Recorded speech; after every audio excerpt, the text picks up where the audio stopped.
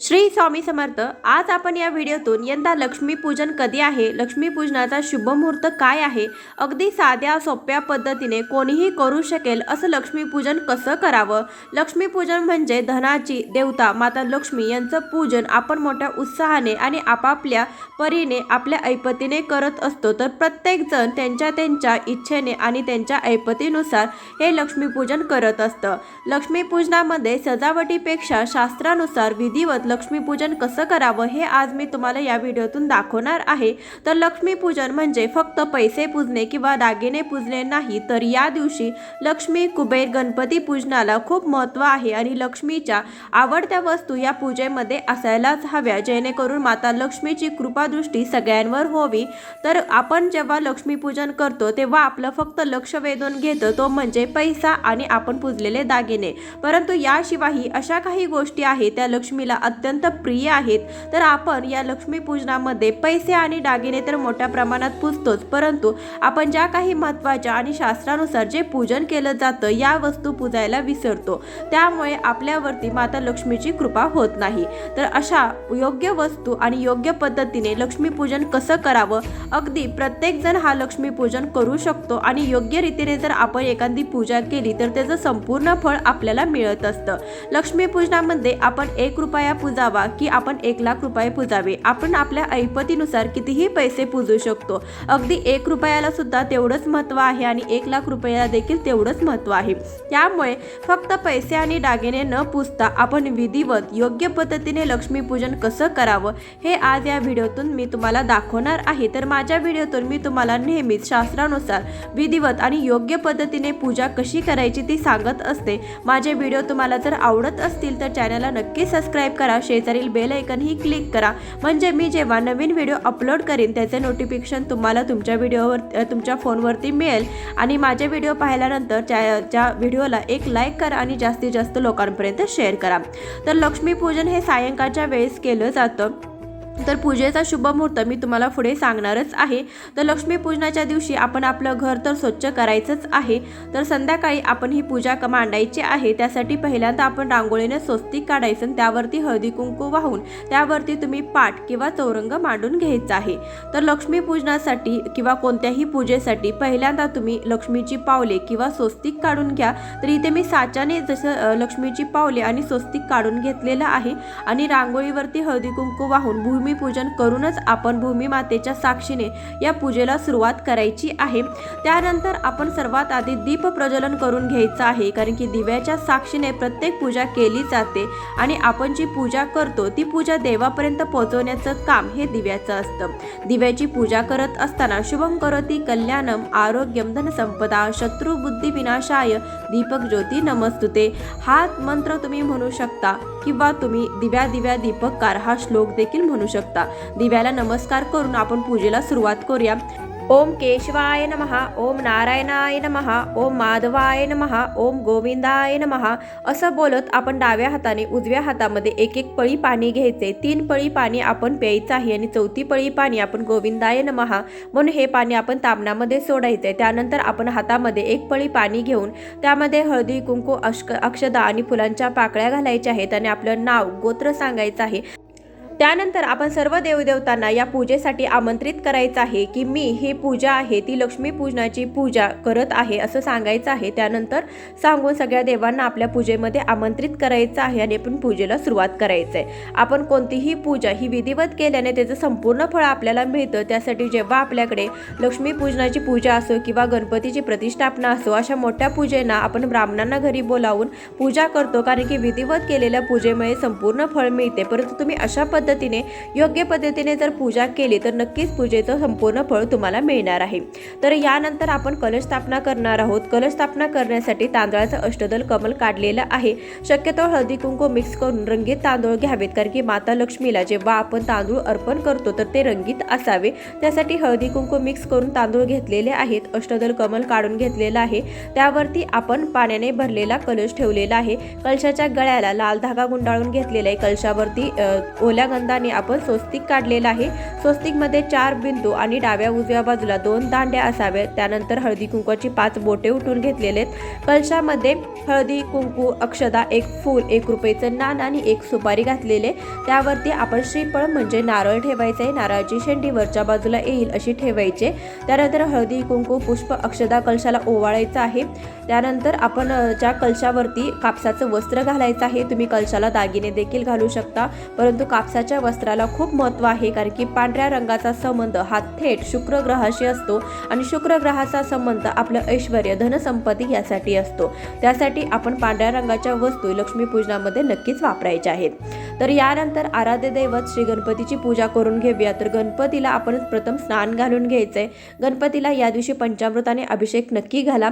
तर थोड्याशा तांदळाचं आसन ठेवून त्यावरती गणपती बाप्पांची मूर्ती विराजमान केलेली आहे। त्यानंतर गणपती बाप्पांना 5 पळ्या स्वच्छ पाण्याने स्नान घालून घेऊया। त्यानंतर 5 पळ्या पंचामृताने स्नान घालायचे। त्यानंतर 5 पळ्या आपण स्वच्छ पाण्याने स्नान घालायचे। गणपती बाप्पांना स्नान घालत असताना वक्रतुंड महाकाय सूर्यकोटी समप्रभ निर्विघ्नं कुरु मे देवे सर्वकार्येषु सर्वदा या गणपतीच्या मंत्राचा तुम्ही जप करू शकता, किंवा तुम्ही ओम गण गणपते नमः या मंत्राचा देखील जप करू शकता। शेवटच्या पळीमध्ये आपण हळदी कुंकू अक्षता आणि फुलांच्या पाकळ्या घालून आपण हे स्नान गणपतीला घालायचंय आणि बोलायचंय गंधोदक स्नानम समर्पयामी असं बोलून आपण 3 वेळा पाणी सोडायचं आहे। अशा पद्धतीने गणपती बाप्पांना स्नान घातलेलं आहे। त्यानंतर आपण आरती ओवाळून घ्यायचे। गणपती बाप्पांना विनंती करायची आहे की हे गणपती बाप्पा, माझ्या पूजेमध्ये कोणतेही विघ्न न येता माझी पूजा ही पूर्णत्वास नक्की जावो अशी गणपती बाप्पांकडे प्रार्थना करून आपण गणपती बाप्पांची मूर्ती विराजमान करूया। विड्याच्या 2 पानावरती अक्षदा वाहिलेल्या आहेत। अक्षदावरती हळदी कुंकू वाहून घ्यायचं। त्यावरती गणपती बाप्पांची मूर्ती ठेवायची। गणपती बाप्पांना हळदी कुंकू गंध अक्षदा, त्यानंतर 1 फूल वाहून घ्यायचं, कापसाचं वस्त्र वाहून घ्यायचं, जानवं देखील तुम्ही वाहू शकता। गणपती बाप्पांना अशा प्रकारे आपण विराजमान केलेलं आहे। यानंतर आपण माता लक्ष्मीची पूजा करणार आहोत। माता लक्ष्मीची पूजा करण्यासाठी तांबणामध्ये सर्वात आधी आपण माता लक्ष्मीवरती अभिषेक घालून घेऊया। त्यासाठी अक्षदाचं आसन ठेवून त्यावरती माता लक्ष्मीची मूर्ती विराजमान केलेली आहे। त्यानंतर मूर्तीवरती पहिल्यांदा 5 पळ्या स्वच्छ पाण्याने, 5 पळ्या पंचामृताने, पुन्हा 5 पळ्या स्वच्छ पाण्याने स्नान घालून घेऊया। लक्ष्मी पूजन आहे, सर्वात मोठा हा दिवस आहे। तर या दिवशी तुम्ही नक्कीच माता लक्ष्मीला अभिषेक करत असताना दक्षिणावर्ती शंखाने अभिषेक नक्की करा। माता लक्ष्मीला प्रिय अशा आपण दक्षिणावर्ती शंखाने अभिषेक केल्यानंतर माता लक्ष्मी लवकरच प्रसन्न होते। अभिषेक करत असताना तुम्ही पंचामृताचा तर वापर नक्कीच करावा। त्यानंतर माता लक्ष्मीला हळदीने स्नान देखील नक्की घाला। त्यानंतर तुम्ही कुंकू थोड्या पाण्यामध्ये मिक्स करून कुंकवाने देखील स्नान घालू शकता। आपण मूर्तीवरती कुंकुमार्चन करू शकलो नाही किंवा आपल्याला थोडासा वेळ पुरला नाही तरी तुम्ही कुंकवाने अभिषेक केला तर पूर्ण कुंकुमार्चनचं तुम्हाला फळ हे मिळू शकतं। त्यासाठी तुम्ही अशा पद्धतीने कुंकवाने अभिषेक देखील नक्की करू शकता। हळद ही माता लक्ष्मीला खूप प्रिय आहे, त्याशिवाय नकारात्मकताही नष्ट करते। त्यासाठी हळदीनं स्नान अवश्य घाला। अशा प्रकारे आपण माता लक्ष्मीला स्नान घातलेलं आहे। त्यानंतर आपण माता लक्ष्मीची मूर्ती विड्याच्या पानावरती विराजमान करायची आहे। गणपती बाप्पांच्या उजव्या बाजूस आपल्याला माता लक्ष्मीची मूर्ती विराजमान करायची आहे। 2 विड्याची पाने ठेवलेले आहेत, त्यावरती अक्षदा वाहिलेले आहेत। अक्षदावरती हळदी कुंकू वाहून त्यावरती माता लक्ष्मीची मूर्ती ठेवायची आहे। माता लक्ष्मीला देखील हळदी कुंकू वाहायचं आहे। त्यानंतर कापसाची वस्त्रमाळ वाहायची आहे, 1 फूल वाहायचे, अक्षदा वाहायचे आहे। त्यानंतर अगरबत्ती ओवाळून घ्यायचे, निरांजन ओवाळून घ्यायचे, असे आपण माता लक्ष्मीची पूजा करून घ्यायचे। माता लक्ष्मीची पूजा करत असताना, अभिषेक करत असताना ओम महालक्ष्मीच्या विद्महे विष्णुपत्नीच्या धीमहि तन्नो लक्ष्मी प्रचोदयात या लक्ष्मी गायत्री मंत्राचा जप तुम्ही करू शकता। किंवा ओम ह्रीं श्रीं कमले कमलालये प्रसिद्ध श्रीं ह्रीं श्रीं ओम महालक्ष्मीये नमः या कमलात्मक मंत्राचा देखील तुम्ही जप करू शकता। तुम्हाला जर काहीच जमत नसेल तर तुम्ही ओम महालक्ष्मीये नमः या मंत्राचा जप करू शकता, किंवा श्रीसूक्त तुम्ही 11 वेळा पठण करू शकता, किंवा तुम्ही महालक्ष्मी अष्टकम म्हणू शकता। नमस्ते तू महामाये श्रीपीठे सुरपूजिते शंखचक्र गदा हस्ते महालक्ष्मी नमस्तुते या तुम्ही महालक्ष्मी अष्टकाचा देखील जप करू शकता, म्हणू शकता। तर प्रत्येक मंत्र हे स्क्रीनवरती दिलेले आहे, तुम्ही बघून म्हणू शकता किंवा लिहून घेऊ शकता। यानंतर भगवान कुबेरांच्या मूर्तीवरती स्नान घालायचे आहे, भगवान कुबेरांची पूजा करायची। तर इथे माझ्याकडे मूर्ती नाही, मूर्ती स्वरूप मी सुपारी घेतलेली आहे. प्रतिकात्मक तुम्ही सुपारीची स्थापना करू शकता. तर धनत्रयोदशीला देखील तुम्ही कुबेरांची पूजा केलेली असेल तर तीच सुपारी तुम्ही या पूजेमध्ये देखील वापरू शकता किंवा कोजागिरीच्या पौर्णिमेस तुम्ही जर कुबेरांची पूजा करण्यासाठी सुपारीचा वापर केला असेल तर तीच सुपारी देखील तुम्ही या पूजेमध्ये वापरू शकता. भगवान कुबेरांना स्नान घालत असताना सुपारीवरती पहिल्यांदा 5 पळ्या स्वच्छ पाण्याने, त्यानंतर 5 पळ्या पंचामृताने, त्यानंतर 5 पळ्या स्वच्छ पाण्याने स्नान घालायचे. स्नान घालत असताना ओम श्री कुबेराय नमः या मंत्राचा जप करू शकता किंवा यानंतर एक ध्यान मंत्र तुम्हाला मी सांगेन. ओम श्रीम ह्रीम श्रीम श्रीम क्लीम वित्तेश्वराय नमः या कुबेरांच्या ध्यान मंत्राचा देखील तुम्ही जप करू शकता. स्नान घालून झाल्यानंतर 2 विड्याच्या पानावरती आपण अक्षता वाहिलेल्या आहेत, त्यावरती आपण हळदी कुंकू वाहून घ्यायचं. त्यावरती भगवान कुबेरांची तुमच्याकडे मूर्ती असेल किंवा तुम्ही सुपारीची स्थापना करायची आहे त्यावरती हळदी कुंकू व्हायचं आहे, कापसाचं वस्त्र व्हायचं आहे, त्यानंतर एक फूल व्हायचं आहे. अशी आपण भगवान कुबेरांची पूजा करून घ्यायची. त्यानंतर शेजारील 2 विड्याच्या पानावरती आपण दुसऱ्या एका सुपारीची स्थापना करणार आहोत. तर ती कुलदेवताला समर्पित अशी आपण सुपारी स्थापन करायची आहे. तर कुलदेवताची म्हणून आपण एक सुपारी स्थापन करणार आहोत. या अगोदर जसा अभिषेक करायला दाखवलो त्याच पद्धतीने ह्या देखील सुपारीवरती आपण अभिषेक करायचा आहे. अभिषेक करत असताना ओम कुलदेवताय नमः या मंत्राचा तुम्ही जप करू शकता. अभिषेक घालून झाल्यानंतर 2 विड्याच्या पानावरती अक्षता व्हायची आहे, त्यावरती हळदी कुंकू वाहून त्यावरती आपण कुलदेवताची म्हणून एक सुपारी ठेवायची आहे, त्यावरती हळदी कुंकू वाहून त्यानंतर कापसाचं वस्त्र वाहून फूल व्हायचं आहे. अशी आपण पूजा करून घ्यायची आहे. अगरबत्ती ओवाळून घ्यायची आहे. तुम्ही तुमच्या कुलदेवताचा नाम जयघोष देखील करू शकता. पूजेमध्ये आपण मूर्ती विराजमान केलेली आहे. तरी तुम्हाला जर फोटो विराजमान करायचा असेल तर तुम्ही फोटोची देखील स्थापना करू शकता. फोटो घरामध्ये नसेल किंवा फोटो मोठ्या आकारात असेल, तुम्हाला तो मांडता येत नसेल तर प्रत्येकाच्या घरामध्ये मार्गशीर्ष गुरुवारचं पुस्तक असतं किंवा वैभव लक्ष्मी व्रताचं देखील पुस्तक असू शकतं. तर अशा पुस्तकावरती देखील महालक्ष्मीचा फोटो असतो आणि याच्या मागे देखील श्रीयंत्र असतं. तर तुमच्याकडे श्रीयंत्र नसेल तर हे जे पुस्तक असतं या पुस्तकामध्ये देखील श्रीयंत्र काढलेलं असतं. त्या श्रीयंत्राची देखील तुम्ही या लक्ष्मी पूजेमध्ये तुम्ही पूजा करू शकता. तुमच्याकडे फोटो असला आणि श्रीयंत्र नसेल तर या पुस्तकावरती पाठीमागं जसं मी व्हिडिओमध्ये दाखवलं तसं श्रीयंत्र असतं तर त्या श्रीयंत्राची देखील पूजा केली तरीही काही हरकत नाही. तर इथे फोटोला देखील आपण हळदी कुंकू अक्षता फूल वाहून पूजा करून घेतलेले. यानंतर तुमच्या घरामध्ये श्रीयंत्र असेल तर श्रीयंत्राची देखील आपण माता लक्ष्मीच्या समोर पूजा करणार आहोत. त्यासाठी आपण अक्षता वाहिलेल्या आहे, त्यावरती हळदी कुंकू वाहून त्यावरती श्रीयंत्र ठेवायचं आहे. श्रीयंत्रावरती 3 वेळा कुंकुमार्चन केलेलं आहे. श्रीयंत्र हे नेहमी कमलगट्ट्याच्या श्रीयंत्रावरती नेहमी कमळगट्ट्याची माळ ठेवायची असते, कारण की श्रीयंत्राला रोज 108 कमळं व्हायची असतात आणि ते आपल्याला शक्य नसतं. त्यासाठी कमळाच्या बियांपासून बनवलेली कमळगट्टा माळ आपण श्रीयंत्राला वाहू शकतो. त्यासाठी कमळगट्टा माळ आपण श्रीयंत्राच्या भोवती गुंडाळून ठेवायची आहे. हळदी कुंकू पुष्प अक्षता वाहून घ्यायचा आहे. त्यानंतर लक्ष्मीची प्रिय वस्तू अशी ते म्हणजे कवड्या. तर कवड्याला देखील तुम्ही अभिषेक घालून घ्यायचा आहे. श्रीयंत्राला देखील तुम्ही अभिषेक घालून घ्यायचा आहे. कवड्या देखील आपण तांदळामध्ये माता लक्ष्मी समोर या दिवशी स्थापन करायचे आहे. तुम्ही घेतल्या नसतील, तुम्हाला सोने चांदी खरेदी करणं शक्य नसेल तर तुम्ही कवड्या खरेदी करून आणू शकता. तर 5, 7, 11 या पटीने तुम्ही कवड्या खरेदी करून आणू शकता. तर इथे मी 11 कवड्या ठेवलेल्या आहेत. त्यानंतर एक गोमूत्री चक्र देखील ठेवलेलं आहे. दिवाळीच्या शुभ मुहूर्तावर आपण सोने चांदी तर खरेदी करतोच, परंतु ज्यांना सोने चांदी खरेदी करणं शक्य नाही त्यांनी लक्ष्मीच्या प्रिय अशा वस्तू या दिवशी नक्की खरेदी कराव्यात आणि त्या पूजेमध्ये मांडाव्यात आणि यानंतर तुम्ही त्यांची देवघरामध्ये पूजा करू शकता. तर त्याचमध्ये तुम्ही श्रीयंत्र खरेदी करू शकता, कवड्या खरेदी करू शकता, गोमूत्री चक्र खरेदी करू शकता. जसं आपण महालक्ष्मीच्या मूर्तीवरती अभिषेक केला त्याचप्रमाणे आपण श्रीयंत्रावरती आणि कवड्यावरती देखील अभिषेक करून आपण ते पूजेमध्ये मांडणार आहोत. तर संपूर्ण व्हिडिओ दाखवायचा तर व्हिडिओ खूपच मोठा होतो, त्यासाठी अभिषेक केलेला व्हिडिओ स्किप केलेला आहे. तर कवड्या तांदळामध्ये ठेवायच्या आहे. तांदळामध्ये तुम्ही 11, 7 किंवा 5 कवड्या ठेवू शकता. कवड्या खरेदी करत असताना त्या पिवळ्या कवड्या खरेदी कराव्यात. गोमूत्री चक्र देखील मी खरेदी केलेलं आहे, तर ते पूजेमध्ये ठेवायचे. हळदी कुंकू पुष्प व्हायचं आहे. त्यानंतर आपण पूजेमध्ये घंटा आणि दक्षिणावरती शंख देखील आवर्जून ठेवायचा आहे. तर घंटा देखील ठेवलेला आहे. घंटेला आपण हळदी कुंकू अक्षता फूल वाहिलेलं आहे. त्याचप्रमाणे आपण शंख देखील दक्षिणावरती शंख देखील पाण्याने भरून लक्ष्मीच्या समोर ठेवलेला आहे. दक्षिणावरती शंखाला हळदी कुंकू वाहू नये, तुम्ही चंदन वाहू शकता. गंध हळदी कुंकू वाहिला जात नाही. तर दक्षिणावर्ती शंखाने तुम्ही अभिषेक करू शकता, पूजेमध्ये मांडू शकता.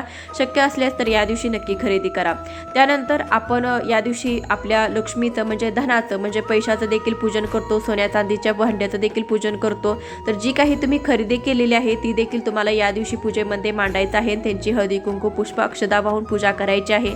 तर तांदळाची रास घातलेली आहे, त्यावरती हळदी कुंकू वाहिलेलं आहे, त्यावरती आपण पैसे ठेवलेले आहेत आणि सोन्याचे दागिने ठेवलेले आहेत. त्यांना देखील हळदी कुंकू पुष्प अक्षदा वाहून आपण पूजा केलेली आहे. तर जेव्हा पैसे ठेवता त्यावरती आपण तुम्ही कितीही पैसे ठेवले तर त्यावरती 1 रुपयाचं नाणं नक्की ठेवा, कारण की आपण 500, 100, 20, 30 असे बंदे पैसे ठेवू शकत नाही. त्यावरती 1 रुपयाचं नाणं नक्की ठेवावं. यानंतर आपण 5 किंवा 7 सुगडीमध्ये घरामध्ये जे काही धान्य असतं ते धान्य तुम्ही यामध्ये भरून त्यांची देखील पूजा करायची आहे, कारण की आपलं जे धन आहे धान्य आहे त्यांची देखील या दिवशी पूजा केली जाते. तर त्यासाठी आपण सुगडांवरती 5 हळदी कुंकवाची बोटे उठून घेतलेली आहेत. तर सुगड गच्च भरून आपण त्यामध्ये घराचे काही तुमच्या धान्य असेल, कडधान्य असेल, ड्रायफ्रूट असेल त्यामधले काहीही तुम्ही या सुगडांमध्ये भरून आपल्या लक्ष्मीपूजनामध्ये मांडायचं आहे. त्यानंतर नैवेद्य दाखवायचं आहे. तर नैवेद्यामध्ये काय दाखवावं तर या दिवशी बत्तासे आणि लाह्या या नैवेद्याला खूप महत्त्व आहे. त्यासाठी तुम्ही बत्तासे आणि लाह्या यांचा नैवेद्य दाखवा. त्यानंतर फुटाण्याच्या नैवेद्यालाही या दिवशी लक्ष्मीपूजनाला खूप महत्त्व आहे. त्यासाठी फुटाणे, बत्तासे आणि लाह्या यांचा नैवेद्य तुम्ही नक्की दाखवायचा आहे. ह्या नैवेद्याशिवाय हे महालक्ष्मीची पूजा आहे ती अपूर्ण आहे. महालक्ष्मीला पांढऱ्या वस्तू खूपच प्रिय आहेत. बत्ताशे, लाहे यांचा संबंध शुक्र ग्रहाशी असतो. हे या पूजेमध्ये मांडल्यामुळे देवाला नैवेद्य दाखवल्यामुळे नक्कीच तुमच्या इच्छा पूर्ण होतील. तर यानंतर तुम्ही दिवाळीमध्ये जे काही स्वीट बनवले असेल, घरामध्ये फराळ बनवलेला असेल तो देखील आपण लक्ष्मीपूजनामध्ये देवाला नैवेद्य म्हणून दाखवायचा आहे. यानंतर या दिवशी नवीन झाडू खरेदी करायचा आहे. झाडूची देखील आपण पूजा करून घ्यायची आहे. कापडावरती, वस्त्रावरती किंवा पाटावरती तुम्ही झाडू ठेवायचा आहे. झाडूला आपण हळदी कुंकू पुष्प अक्षदा वाहून घ्यायच्या आहेत. तर अशा पद्धतीने झाडूची पूजा करून घ्यायची आहे. यानंतर तुम्ही लक्ष्मीची आरती, गणपतीची आरती करू शकता. त्यानंतर घालिंग लोटांगण ही प्रार्थना तुम्ही करू शकता. त्यानंतर धूप, दीप, अगरबत्ती ओवाळून घ्यायची आहे. तर सायंकाळच्या वेळेस ही पूजा केली जाते. अशा पद्धतीने योग्य पद्धतीने आणि योग्य वस्तू वापरून तुम्ही नक्कीच महालक्ष्मीची पूजा या लक्ष्मीपूजनाला करा. आता मी तुम्हाला दिवाळीच्या लक्ष्मीपूजनाचा शुभ मुहूर्त सांगेन. तर 12 नोव्हेंबर 2023 रोजी दिवाळीची लक्ष्मीपूजा आहे. तर लक्ष्मीपूजा ही संध्याकाळी सायंकाळच्या वेळेस काही ठिकाणी केली जाते, तर काही ठिकाणी मध्यरात्री 12 वाजता देखील केली जाते.